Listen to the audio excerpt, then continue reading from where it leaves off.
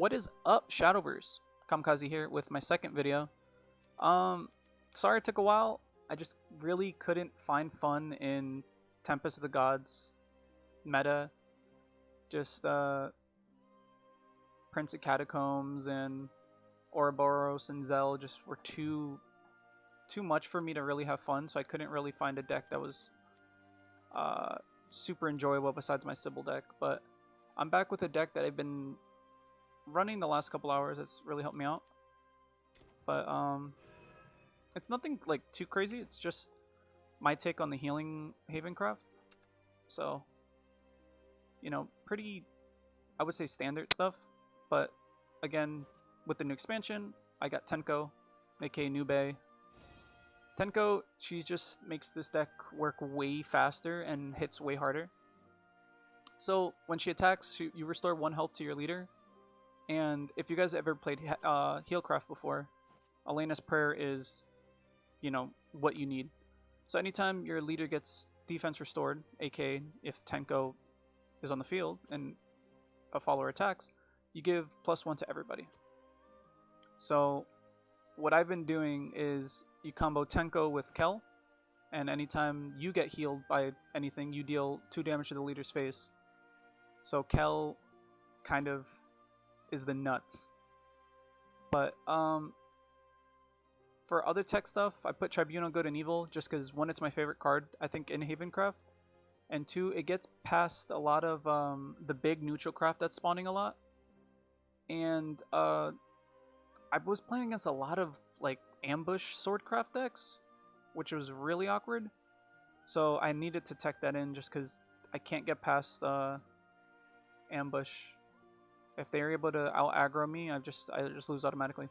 And I put Dark John in for, again, the low little Shadowcraft decks, and just for the neutral craft, if I could blow them up, I just pop them all off the board. But this video is going to be a couple of pre-recorded and live games. Because some of my pre-recorded games, I got the nuts, so you'll see like crazy turns, like turn 1 Sacred Plea, turn 2 Aria, turn 3 Elena's Prayer, and then from there it's just like the game boils down to me just snowballing. But definitely, if you guys do want to try the non-neutral craft Haven deck, I think Healing Craft is super enjoyable. But let's get into some games and you'll see. Alright, so game 1 is against Swordcraft. So from what I've seen in the beginning of Alice, it's either neutral or ambush, but I didn't know prior to this, so I assume it was just a neutral craft kind of stuff. So I just opted in to just keep low drops because I need just something to combat on the board. So I decided to just swap out my Tenko and Angel. It's not really that important. Scripture's really good just to stop like Grimgar or something like that. But I'm really enjoying Wonderland. Besides just the Nutricraft being like such a swarmy thing, but that just comes with, you know, the meta. The expansion just came out, so people are just gonna try to use the cool nutty stuff right now. But just pretty straightforward. Like he drops Goblin Leader, goes face. Here I decided to Scripture the Goblin Leader because that card's way too strong. I need to just take that right out of the board. But he's just swarming the field with goblins, and then he gets the nuts right here. I think, real talk, this Rabbit Ear Attendant is, I think that's probably one of the best Swordcraft cards that was printed this expansion. It's just so nuts how much like utility you get out of that. Like drop 2 goblins, dropped her, or dropped Goblin and her, and then drew 3 cards for it. So right here I just can't really do much, and then she drops Alice, so like I actually just get like deleted. There's just nothing I could have done here. So this just shows like how super strong Neutralcraft is right now, and I really hope there's better forms of every single class than Neutralcraft for them, because I really don't want to play this for another 3 months. But I just wanted to show off like how nutty Neutralcraft is right now. So game 2, it's against Forestcraft. So what I've seen are just OTK from Forest. So didn't really know what to do, so I just decided to just keep Arya. Hopefully I can get a Sacred Player, which I do. And this is what I was talking about in the intro of the video. Just the nut play of just tempo that this deck brings if you do get Sacred Play and Arya. So I'm just going to fast forward here because it doesn't really matter. Drop a Unica, which is whatever, so I assume it's Neutralcraft. So Neutralcraft, I haven't seen a neutral Forestcraft deck yet, so it's going to be pretty interesting. Yeah, drops Kai'Sa. Kai'Sa's really good just because you get Kai'Sa's really good with neutral decks just because you get the carrot in your hand, and carrot counts as another neutral minion, so it's really, really strong. But again, turn 3 I drop Elena's Prayer, and I'm pretty good to go. She props Looking Glass, so everything's a Neutralcraft card in her hand. So I don't have to be that scared of it, but I pop my draw, and I use Priest of the Cudgel to banish the carrot, just because I don't want him to have more neutral stuff in his hand. And I just crash into the Unica, just because I don't need him to heal, and that's the only way I could do damage. And then he drops Flower Princess, and this is my first time seeing Flower Princess, and holy shit, this card's busted, dude. What a good card. Like, in neutral forest, this card is really, really strong. Like, it just puts so much stuff in your hand. So it's just like, I just didn't understand what was happening. But here you see, like, part 1 of the nuts. So I just banish that, and then use Rabbit Healer on my character's face. And I get free 5 damage, like, doing nothing. It's pretty good. Like, and now I just set up an initiative where he has to like start taking stuff out of my board or else he loses. So he's Sylvan Justice, and he drops a really, really piss poor Fairy Dragon because no fairies died. This is another card that I think is gonna make Fairy really pretty good. Fairy Dragon has attack depending on how many fairies died in the game. So if you're, I want to say it's good in tempo decks, or probably like mid-range fairy. I mean, mid-range forest is gonna be good, but in this neutral deck that he's running, it didn't really do that much. But I summon my Southern God Tenko.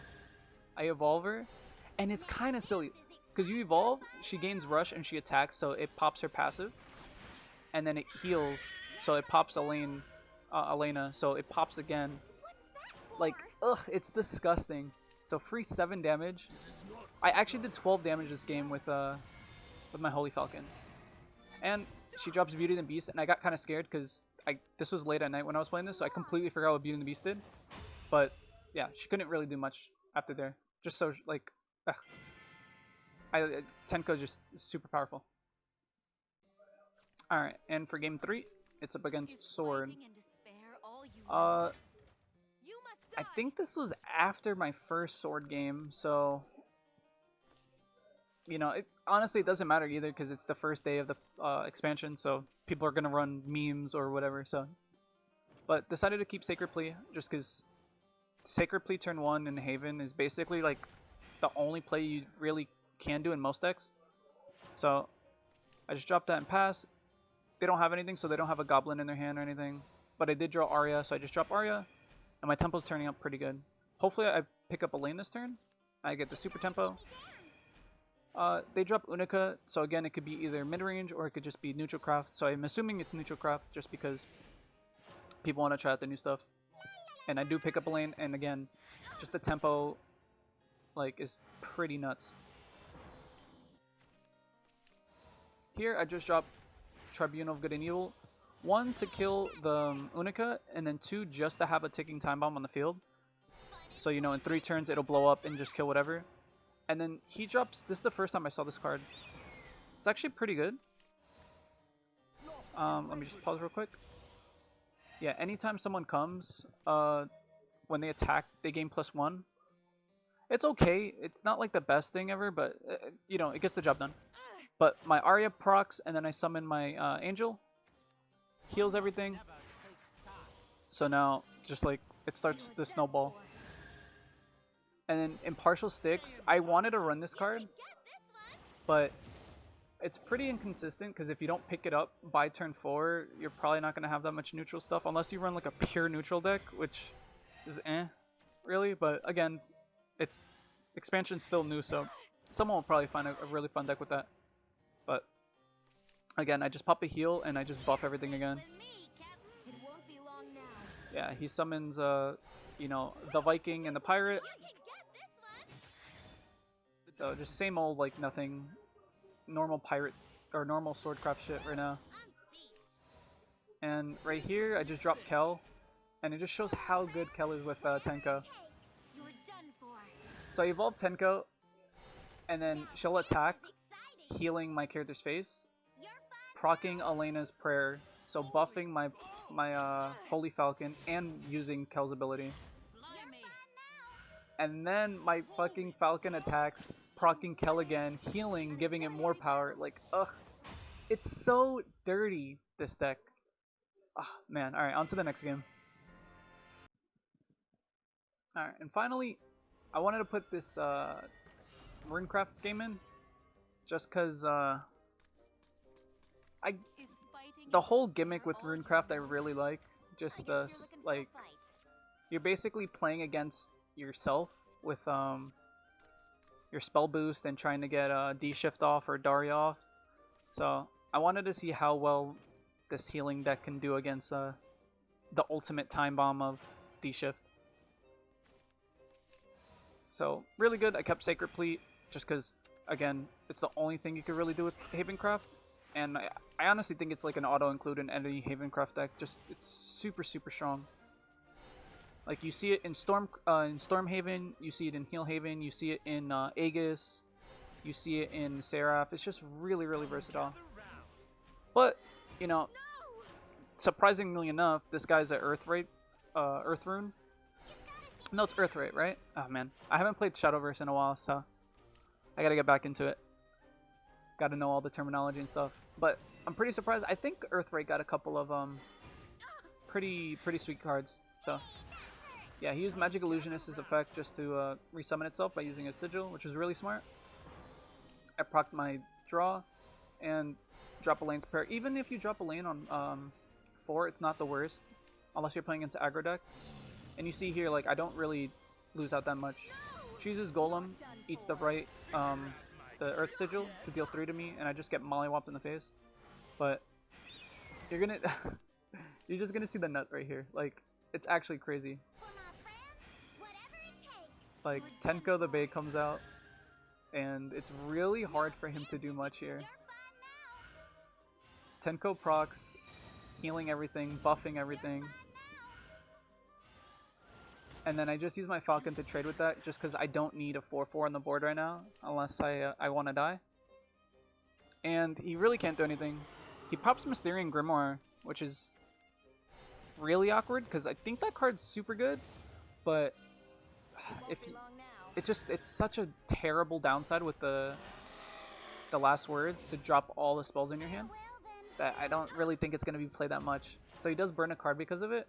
He kills Tenko, which sucks, but doesn't really matter because Tenko got the job done.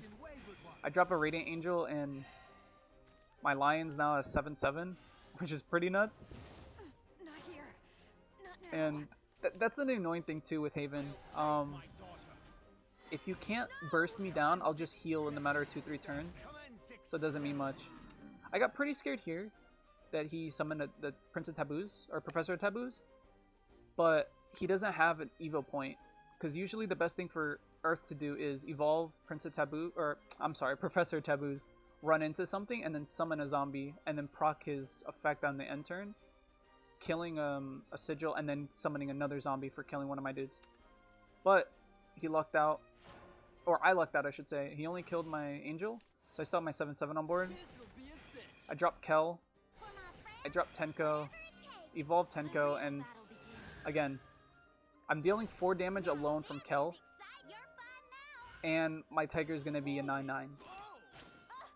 So, it's just the amount of like burst this deck does is pretty wild.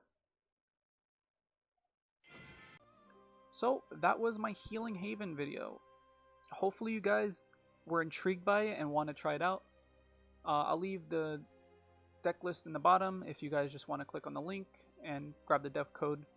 I would say it's a little expensive at 14,000 vials, so if you want to save a little bit, you know, you don't have to put Lucifer in. Probably put something else. But now that Wonderland is out, I'll definitely be making more videos because I really like how the meta is. I like how goofy and crazy all the decks are. And in the beginning of this video, I did say live games, and I didn't put any, so I apologize for that. Next video is definitely going to be just 100% all live games. Maybe this deck, maybe something else, but I don't really know yet. But once again, thank you again for watching. I don't know how to end it. Okay, bye.